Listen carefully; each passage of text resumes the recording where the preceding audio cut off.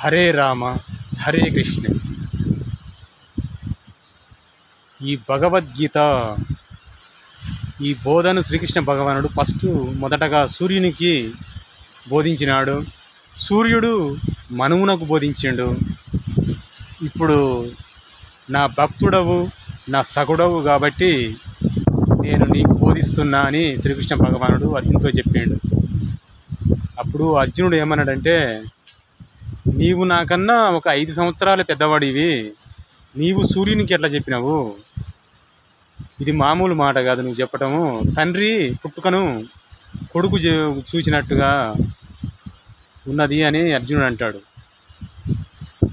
అవును అర్జున, నీవు నేను ఎన్నో జన్మలు ఎత్తినాము. ఆ జన్మలను నీవు మాత్రం ఎరగవు, నేను ఎరగగలను.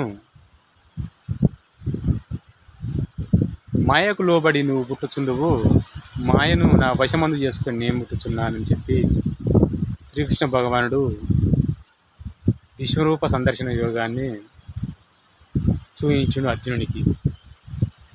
సర్వం శ్రీకృష్ణ అర్పణమస్తు.